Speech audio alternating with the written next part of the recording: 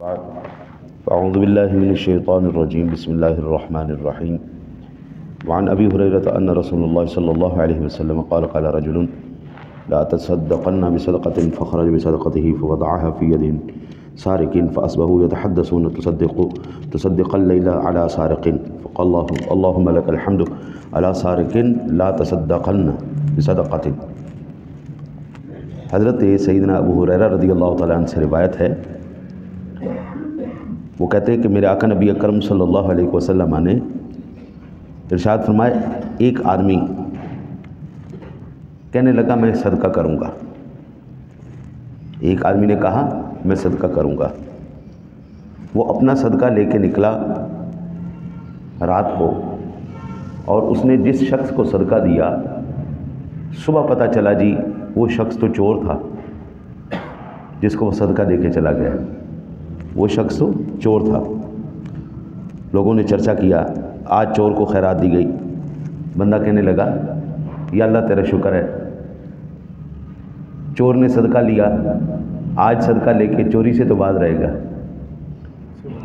پھر میرے آقا کریم علیہ الصلوۃ والسلام نے ارشاد فرمایا، اس بندے نے کہا کوئی بات نہیں، چور نے صدقہ لے لیا ہے، میں آج رات پھر صدقہ کروں گا۔ کہتے جی فخرج بصدقته فهو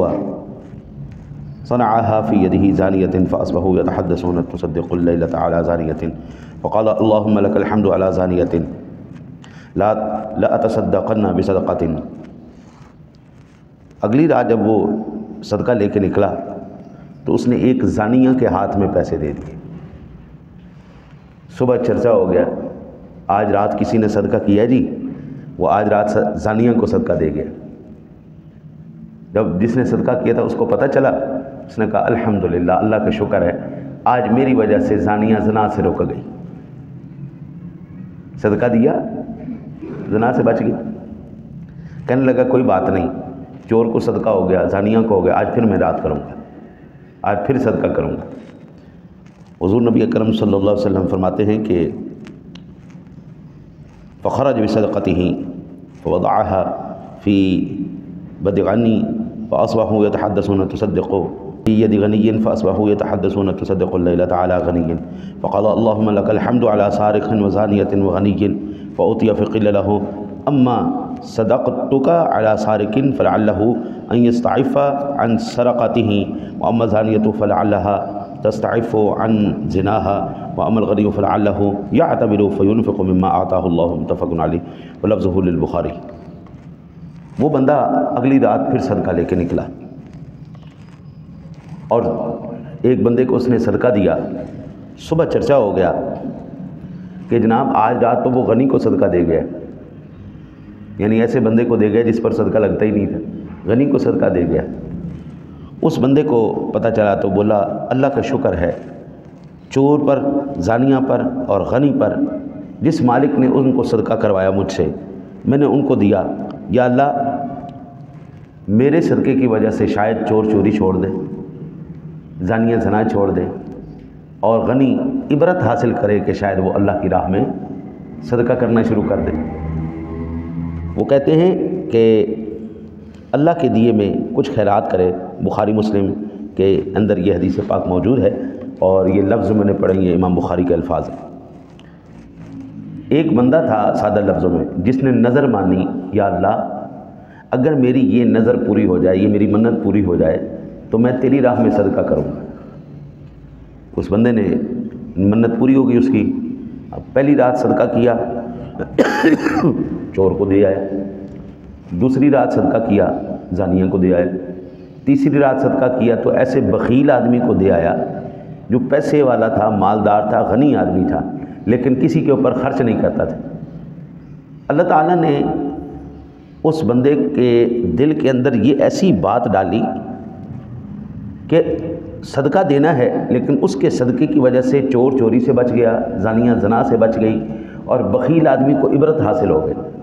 اب یہاں پر علماء کہتے ہیں کہ یہ تو تینوں ہی صدقے کے حقدار نہیں تھے، چور بھی صدقے کا حقدار نہیں ہے، زانیہ بھی صدقے کی حقدار نہیں ہے، غنی بھی صدقے کا حقدار نہیں ہے، تو پھر جو اس بندے نے ان کو صدقہ دیا اس کا کیا بنے گا؟ تو محدثین فرماتے ہیں کہ اگر کوئی بندہ اپنی طرف سے تحقیق کر کے کسی کو صدقہ دے دیتا ہے، اس کے علم میں ہوتا ہے کہ یہ بالکل حقدار ہے، تو کہتے ہیں اس کو دینے کے بعد میں یہ بات پتہ چلتی ہے کہ یہ تو حقدار نہیں تھا، تو کہتے ہیں آپ کو پریشان ہونے کی ضرورت نہیں، آپ کی طرف سے صدقہ ہو گیا،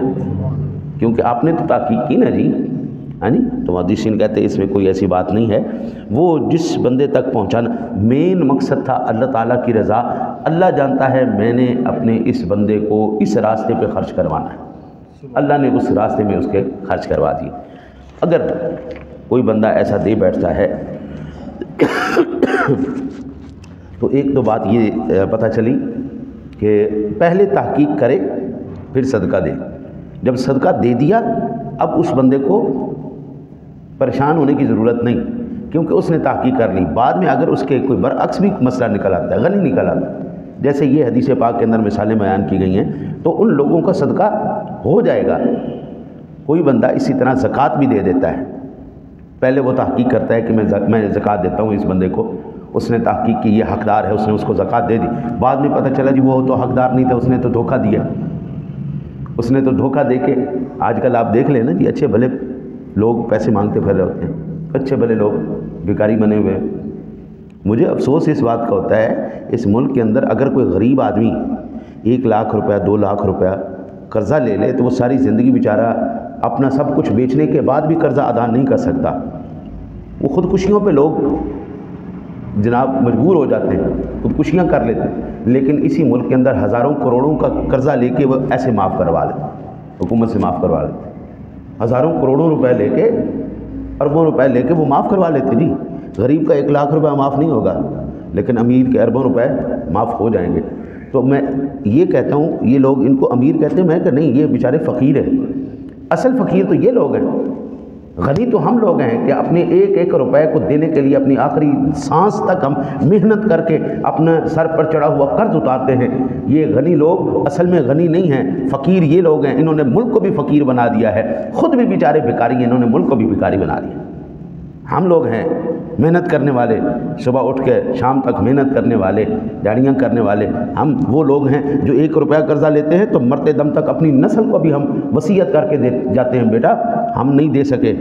آپ نے ہمارا قرض اتارنا ہے، یہ میرے باپ کا قرض ہے، یہ میری ماں کا قرض ہے، ہم تو اپنی نسلوں تک آگے ان کو کہہ کے جاتے ہیں ان سے ہم نے قرض لیا تھا، ان کو واپس کرنا ہے۔ یہ بیچارے اصل فقیر تو یہ لوگ ہیں، یہ گاڑیوں والے فقیر ہیں، یہ بگنوں والے فقیر ہیں، ان کے ہر وقت جھولیاں ایسے کھلی ہوئی ہیں، اور اللہ تعالیٰ سے دعا کرتے ہیں اللہ تیرا شکر ہے تو نے ہمیں تھوڑا دیا ہے لیکن دل بڑے دیے ہیں، ان کو مال بہت زیادہ دیا ہے، اتنے پدی سے چڑیا جتنے ان کے دل ہیں، وہ بیچارے کسی کو دے نہیں سکتے، وہ بیچارے اصل میں فقیر ہیں۔ اللہ ان کے دلوں کو غنی کرے، اللہ تعالیٰ ہمیں بھی اپنے فضل سے غنی فرمائے۔ اللہم